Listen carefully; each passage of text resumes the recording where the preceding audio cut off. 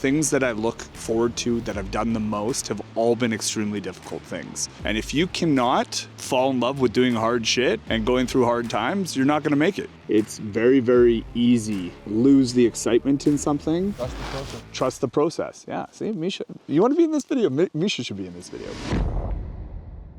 Yo, yo, yo. Oh, you can hear me now. It's recording.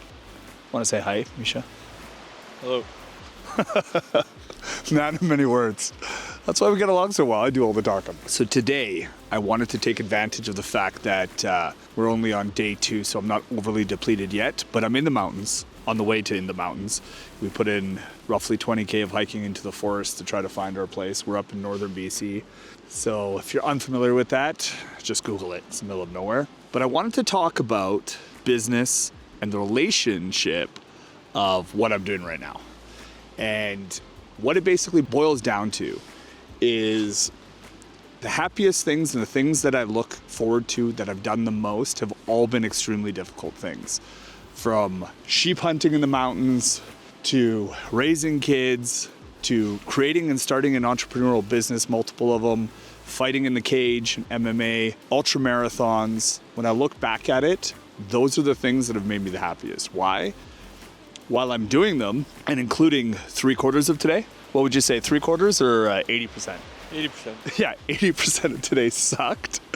But the reality is these are the memories, you know, these are the things that we're literally walking and crossing rivers and creeks in our underwear. And these are the things that you remember forever. And these are the things that build character. These are the things that, if you're looking to be a business professional, you're going to go through hard times. And if you cannot fall in love with doing hard shit and going through hard times, you're not going to make it. Simple as that. And I think the more we force ourselves to endure, the better we become as individuals, as human beings, as parents, as everything. So obviously there's a lot of things that make me happy in my life, and it's not just doing hard shit. But if you look at what sculpts a human being, if you look at what created who you are today, most of the time it's not the easy stuff that was handed to you. There's lots of rich kids that have turned into nothing, you know, or became drug addicts, done whatever, right? And then there's a lot of people, poor kids from the streets, that have become multimillionaires, if not billionaires. So the moral of the story is, and I thought it was a better place than any to say this in a YouTube video, is really the most important thing is challenge yourself, do hard shit. And I'm not trying to say you got to do ultra marathons or do any of the crazy stuff I've done. It could be starting to go to the gym when you never went to the gym before. It can be starting to eat healthier and you never did that before. And I'm not trying to dumb it down, because you will see the harder the things you get, the more the challenges become easy. So the bigger challenges you're going to look forward to in the future. And that's kind of what's happened with me. I didn't start hunting in the mountains out of a backpack with flying in or jet boats or whatever and putting in 100 kilometers in the mountains. That's not how it started. It started like most kids in the back of a pickup truck of their dad's pickup truck hunting, right? So it's the same thing. It's just, if you don't look for the challenge, you always look for the easy way out. That's the kind of, to put it easy, to put it straightforward, that's the kind of lifestyle you're gonna have. That's the kind of life you have. If you look for the easy, you'll always get the easy, and it won't be what you're looking for. Anyways, I'm running on one meal today, and yesterday, so I'm not speaking as well as I usually do, but I don't care. It's something that had to be said.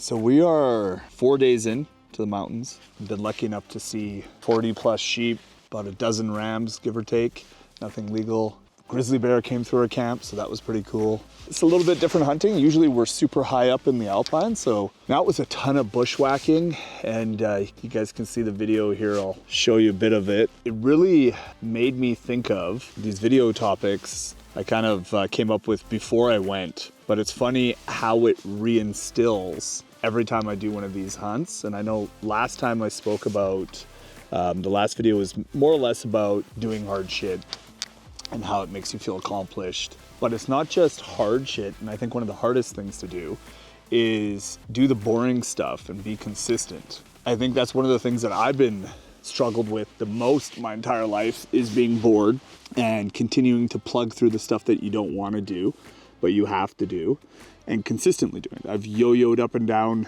with weight 100 times, made a bunch of money, lost a bunch of money. I get bored and want to start something else instead of finishing it. It's very, very easy to lose the excitement in something. And when you do that, it slows your progress, because really progress is 1 inch at a time. And one of the things Misha, my hunting partner out here, and I always talk about is when you're sheep hunting, it's really all you're looking forward to is your next foot, or all you're paying attention to is the next step. Where are you going next? Try not to get eaten, try not to fall off a mountain, try not to get bit by whatever you're getting bit by, and look for that sheep. It can be very mundane. We eat the exact same freeze-dried foods. Misha was gagging the shit up about 10 minutes ago. Because it's all about left foot, right foot. You gotta put one foot in front of the other. I don't know if you guys could hear him, but what he said was, it's all about the left foot and right foot, and just putting one foot in front of the other. And I remember when we were hauling out a sheep once, we were like 3 or 4K away from camp?